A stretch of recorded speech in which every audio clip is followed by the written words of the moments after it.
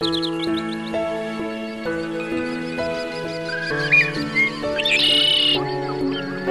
la la la la la la la la la la la la.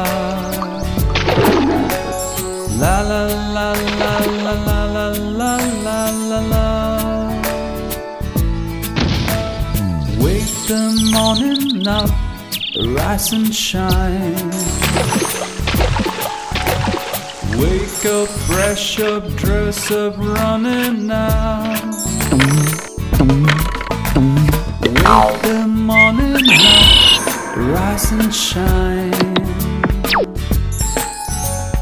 Wake up, brush up, dress up, running now.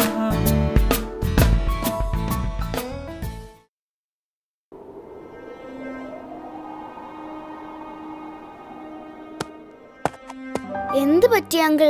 രാത്രി ഏറെ വൈകിയല്ലോ. Uncle കിടക്കുന്നില്ലേ? കുറച്ചു നാളായി നിന്നോട് ചില കാര്യങ്ങൾ പറയണമെന്ന് കരുതുന്നു. എന്ത് കാര്യം? അങ്കിളിന് എന്ത് പറ്റി? ആകെ ഒരു മൂഡ് ഓഫ്. എന്താണെങ്കിലും എന്നോട് പറയൂ. നീ ദൂരെ ഒരു വെളിച്ചം കണ്ടോ? ആ, കണ്ടു. അവിടെ കൊട്ടാരം പോലുള്ള ഒരു വീടുണ്ട്. നിറയെ ജോലിക്കാരും പൂന്തോട്ടവും അങ്ങനെ എല്ലാ സുഖ സൗകര്യങ്ങളുള്ള ഒരു വലിയ ബംഗ്ലാവ്. കണ്ണെത്താ ദൂരത്തോളം പരന്നു കിടക്കുന്ന ആ സ്വത്തുക്കളുടെയും ആ കൊട്ടാരത്തിന്റെയും എല്ലാം ഏക അവകാശി അത് നീയാണ്. എന്താ? ഞാനോ? അങ്കിൾ എന്താണ് ഈ പറയുന്നത്? എനിക്കൊന്നും മനസ്സിലാകുന്നില്ല. അതെ, ഞാൻ പറഞ്ഞത് സത്യമാണ്. പിന്നെ നമ്മൾ എന്തിനാ ഇവിടെ താമസിക്കുന്നത്? ഇതല്ലേ നമ്മുടെ വീട്. ഞാനെല്ലാം പറഞ്ഞു തരാം. നമ്മൾ ഇവിടെ എത്തിയതും ഈ ഒരു അവസ്ഥയിലായതുമെല്ലാം ഒരു കഥയാണ്. വർഷങ്ങൾക്ക് മുമ്പ് താഴ്വരയിലുള്ള ആ കൊട്ടാരത്തിലായിരുന്നു നാം എല്ലാം താമസിച്ചിരുന്നത്. ചെറുപ്പത്തിലെ അച്ഛനും അമ്മയും നഷ്ടപ്പെട്ട നിന്നെ സംരക്ഷിച്ചത് നിന്റെ മുത്തച്ഛനായ ഫ്രെഡി അപ്പൂപ്പനായിരുന്നു.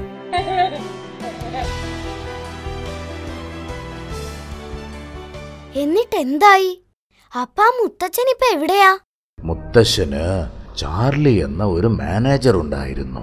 ഫ്രെഡി അപ്പൂപ്പന് ചാർലിയെ ഭയങ്കര വിശ്വാസമായിരുന്നു. പക്ഷേ ആ വിശ്വാസം ചാർലി മുതലെടുക്കുകയാണെന്നുള്ള കാര്യം പാവം നിന്റെ മുത്തച്ഛൻ അറിഞ്ഞില്ല. മുതലാളി, ഇതാ ഈ മാസം തോട്ടത്തിൽ നിന്ന് കിട്ടിയ വരുമാനം. നന്ദിയുണ്ട് ചാർലി.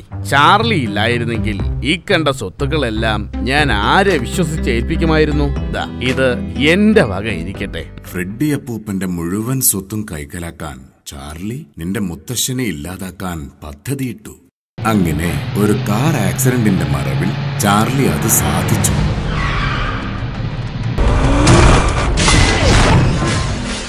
അങ്ങനെ സ്വത്തുക്കളെല്ലാം കൈക്കലാക്കിയ ചാർലി ഈ എന്നെയും നിന്നെയും കൊട്ടാരത്തിൽ നിന്ന് പുറത്താക്കി.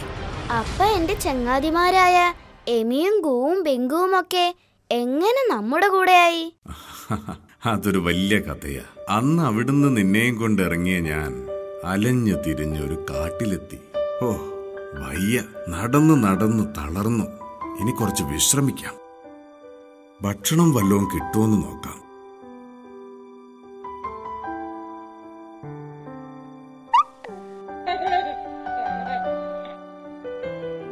എന്താ, നിങ്ങൾക്ക് ഇവരെ ഇഷ്ടായോ? എന്നാ ഞങ്ങളുടെ കൂടെ പോരുന്നോ?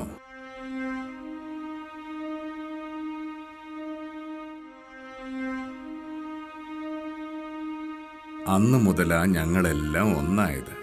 അന്ന് ചാർലി തട്ടിയെടുത്ത സ്വത്തുക്കളുടെ എല്ലാം യഥാർത്ഥ അവകാശി നീയാ.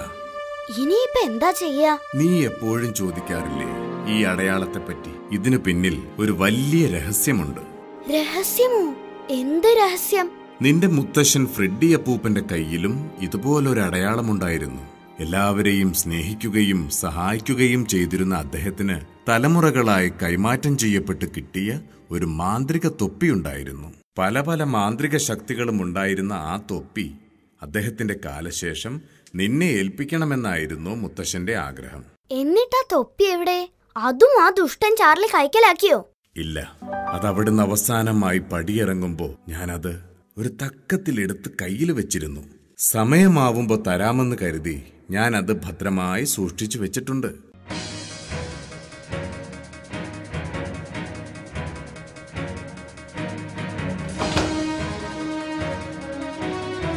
ഇതാണ് ആ തൊപ്പി, ഫ്രെഡിയുടെ അല്ല, ഇനി ഫ്രാങ്കിന്റെ മാന്ത്രിക തൊപ്പി. എങ്ങനെ ഈ തൊപ്പിക്ക് മാന്ത്രിക ശക്തി കിട്ടുക? നിന്റെ കയ്യിലെ പച്ച കുത്തിയ ചിഹ്നവും തൊപ്പിയും ഒന്നിച്ചു വെച്ച് ഈ മന്ത്രം ചൊല്ലണം. അപ്പോഴാണ് ഇത് മാന്ത്രിക തൊപ്പിയായി മാറുന്നത്. ജീം ബൂം ബൗ. എടാ ചാർലി, ഇന്നു മുതൽ നിന്റെ കൗണ്ട് ഡൗൺ ആണ്. നിന്നെ തറ പറ്റിച്ച് എനിക്ക് അവകാശപ്പെട്ട സ്വത്ത് മുഴുവൻ നിന്റെ കയ്യിൽ നിന്ന് തിരിച്ചു പിടിക്കുന്നത് വരെ എനിക്കുറക്കമില്ല. ഞങ്ങൾക്കും.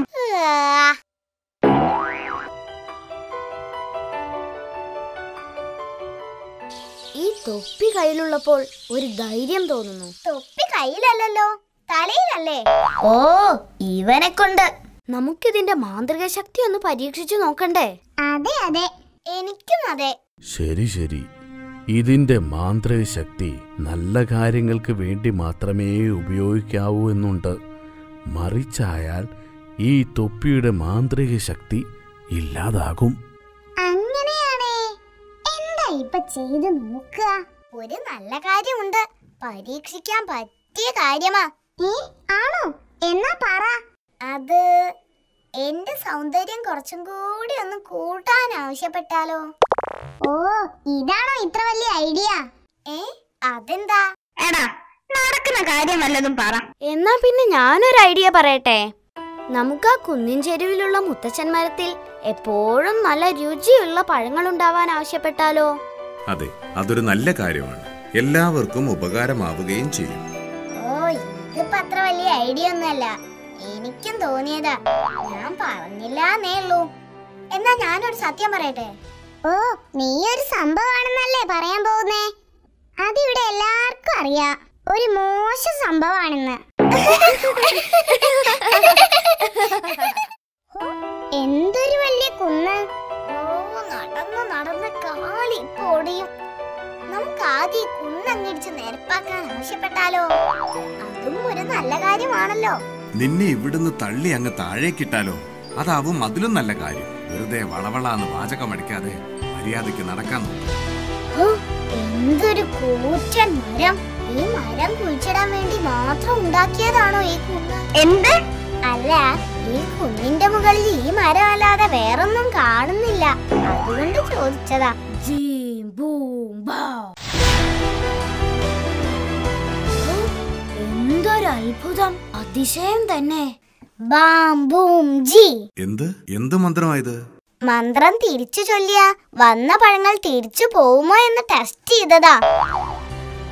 ബിങ്കു, എല്ലാവർക്കും പഴം പറിച്ചു കൊടുക്ക്. നമ്മൾ കൊട്ടാരത്തിനടുത്തെത്താനായി. ഇനി വളരെ സൂക്ഷിച്ചു വേണം ഓരോ അടിയും വെക്കാൻ. എന്താടാ ഇത്? അങ്കിളല്ലേ പറഞ്ഞത് ഓരോ അടിയും സൂക്ഷിച്ചു വേണം വെക്കാനെന്ന്? ഞാൻ വളരെ സൂക്ഷിച്ച അവന്റെ തലക്കിട്ടടിച്ചത്. എടാ മണ്ടനെമി, തലക്കിട്ട് അടിക്കുന്ന കാര്യമല്ല അങ്കിള് പറഞ്ഞത്. ഏതു നിമിഷവും എന്തും സംഭവിക്കാം. അതുകൊണ്ട് ഓരോ സ്റ്റെപ്പും നമ്മൾ സൂക്ഷിച്ചു വെക്കണമെന്നാ ഉദ്ദേശിച്ചത്.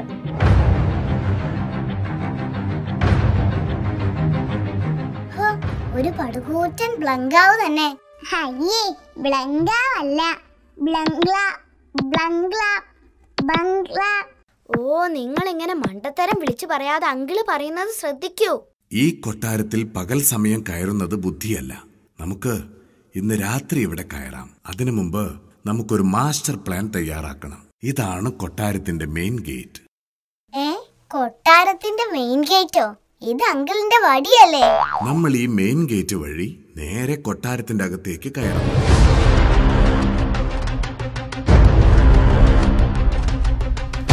കൊട്ടാരമാണത്രേ കൊട്ടാരം. എന്തൊരു കൊതുക ഇത്! ഫ്രാങ്കേ, നീ ആ മാന്ത്രിക തൊപ്പി ഉപയോഗിച്ച് ഈ കൊതുകളെ ഒക്കെ ഒന്ന് കൊന്നേ. ശബ്ദം ഉണ്ടാക്കാതെ. എമി, നീ ഫ്രാങ്കിന് മാപ്പ് കൊടുക്കണം. മാപ്പ് കൊടുക്കാൻ മാത്രം എന്ത് തെറ്റാ ഫ്രാങ്ക് എന്നോട് ചെയ്തത്? എടാ, മാപ്പല്ല, മാപ്പ്. കയ്യിലുള്ള ആ മാപ്പ്.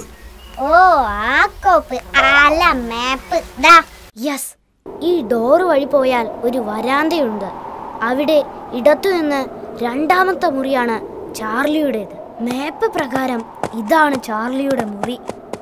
ഇത് തന്നെയാണ് ചാർലിയുടെ റൂം എന്ന് ഉറപ്പല്ലേ? സംശയമുണ്ടെങ്കിൽ നമുക്ക് ചാർലിയെ തന്നെ വിളിച്ചു ചോദിക്കാം. എടാ ചാർലി, എന്താ നിന്റെ ഉദ്ദേശം?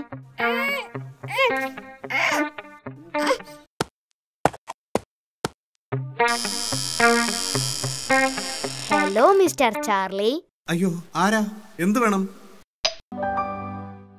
ഞാൻ ഫ്ലിന്റ്, അങ്കിൾ ഫ്ലിന്റ്. മറന്നു കാണില്ല എന്ന് കരുതുന്നു. ഇവനെ അറിയോ? ഫ്രെഡിയുടെ ചെറുമകൻ. കുറച്ചുകൂടി തെളിച്ചു പറഞ്ഞാൽ ഈ സ്വത്തുക്കളുടെ എല്ലാം യഥാർത്ഥ അവകാശി. ആരെവിടെ? ഇവന്മാരെ ഇവിടുന്ന് പിടിച്ചു പുറത്താക്കാൻ ആരുമില്ലേ ഇവിടെ? എന്നോടാണോ കളി? നിങ്ങളുടെ കാര്യം ഇനി ഇവന്മാര് നോക്കിക്കോളും. ഞങ്ങളുടെ കാര്യം ഇവന്മാര് നോക്കും. പക്ഷേ നിന്റെ കാര്യം ഇനി ആര് നോക്കും മോനെ ചാർലി?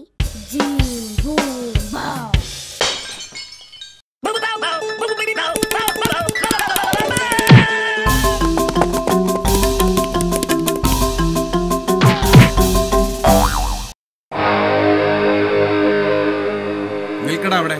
നീ എന്ത് കരുതിയടാ? ഞങ്ങളെയൊക്കെ മണ്ടന്മാരാക്കി ഇവിടുന്ന് അങ്ങ് പോവാന്ന് കരുതിയോ?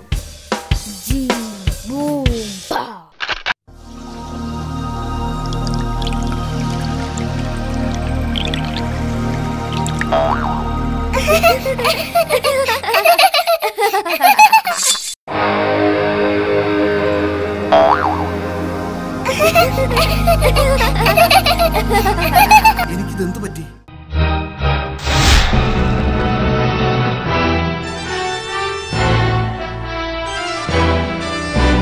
Jackie!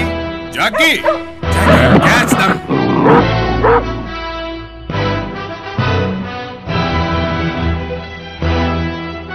എടാ ഫ്രാങ്കി, എന്തെങ്കിലും മന്ത്രം ചൊല്ലടാ. ഇല്ലെങ്കിൽ അതിന്റെ കടി കൊണ്ട് ചാവും.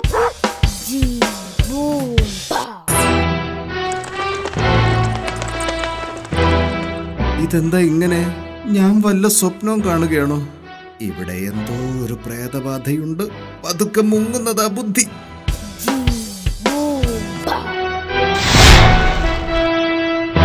അയ്യോ, നോക്കിക്കോ, ഞാൻ തിരിച്ചു വരും.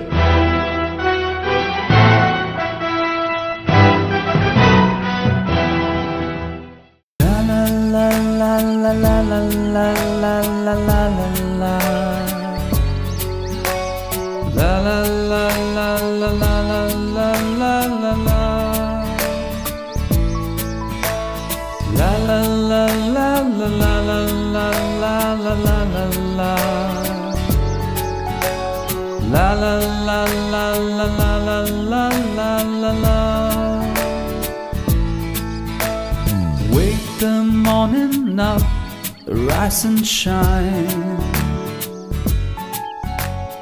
Wake up, brush up, dress up, running now.